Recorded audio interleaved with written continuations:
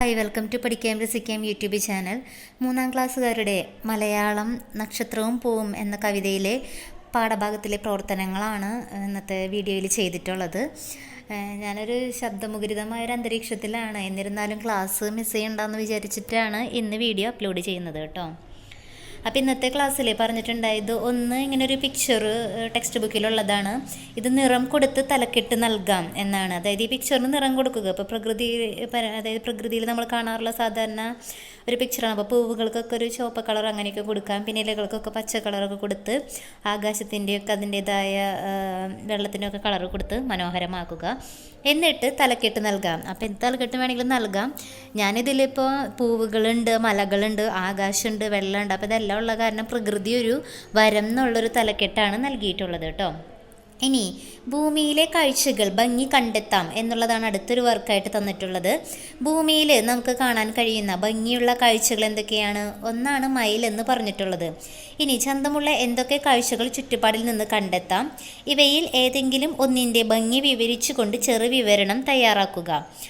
അപ്പോൾ ഭൂമിയിലെ കാഴ്ചകൾ ഇതൊക്കെയാണ് നമുക്കിപ്പോൾ കാണാൻ സാധിക്കാറുള്ളത്. മയിൽ, പിന്നെന്താ അരുവികൾ, വെള്ളച്ചാട്ടം, പൂക്കൾ, പക്ഷികൾ, തിരമാല, അതുപോലെ സൂര്യാസ്തമനം, മരങ്ങൾ, പിന്നെ സൂര്യോദയം ഒരു ഭംഗിയുള്ള കാഴ്ചയാണ്.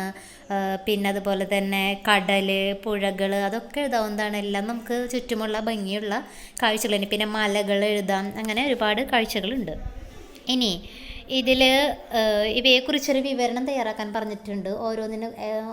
ഒന്നോ രണ്ടെണ്ണത്തിനെ കുറിച്ചായാലും അത് ഓരോരുത്തരുടെ ടീച്ചേഴ്സ് പറയുന്നതിനനുസരിച്ച് ചെയ്യുക. അപ്പോൾ മയിലിനെ കുറിച്ചുള്ള വിവരണമാണ് എഴുതിയിട്ടുള്ളത്.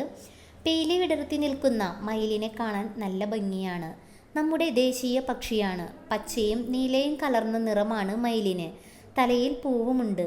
ആൺമയിലാണ് പീലി നിവർത്തി നൃത്തം ചെയ്യുന്നത്. ചെറുപ്രാണികൾ, സസ്യഭാഗങ്ങൾ തുടങ്ങിയവയെല്ലാം ഇവയുടെ ആഹാരത്തിൽ പെടുന്നു.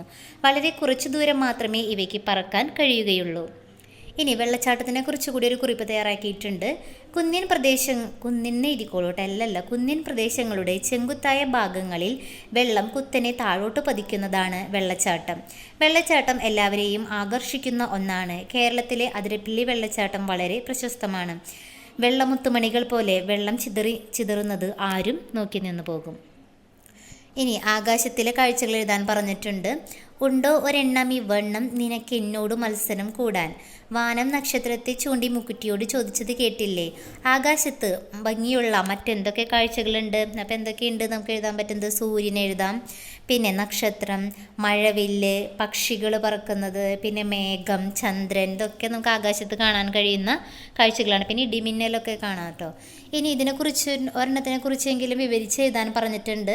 വേണമെങ്കിൽ ഓരോന്നിനെക്കുറിച്ചും എഴുതാം, അല്ലെങ്കിൽ മൊത്തമായിട്ടുള്ളൊരു ആകാശത്തിലെ കാഴ്ചകൾ എന്ന് പറഞ്ഞിട്ടുള്ള വിവരണം ആയാലും മതി. ഞാനപ്പോൾ ഇതിൽ ചന്ദ്രനെ കുറിച്ചാണ് വിവരിച്ച് എഴുതിയിട്ടുള്ളത്. ചന്ദ്രൻ ഭൂമിയുടെ ഉപഗ്രഹമാണ്. കുട്ടികൾ അമ്പിളിമാമൻ എന്നും വിളിക്കുന്നു. രാത്രി കാലങ്ങളിൽ നിലാവ് പരത്തിക്കൊണ്ട് മിന്നിത്തിളങ്ങുന്ന താരങ്ങൾക്കിടയിൽ ഒരു സുന്ദരനായി അമ്പിളിമാമൻ നിൽക്കുന്നു. ചിലപ്പോൾ വട്ടത്തിലും അല്ലെങ്കിൽ അരിവാള് പോലെ വളഞ്ഞുമൊക്കെ നമുക്ക് അമ്പിളിമാമനെ കാണാവുന്നതാണ്. നാം നടക്കുമ്പോൾ നമ്മോടൊപ്പം വരുന്ന അമ്പിളിമാമൻ ഒരു പ്രതിഭാസം തന്നെയാണ്. അപ്പോൾ ഇത്രയാണ് ഇന്നത്തെ വർക്കുകളായിട്ട് മെയിനായിട്ട് പറഞ്ഞിട്ടുണ്ടായത് കേട്ടോ. Okay, thank you.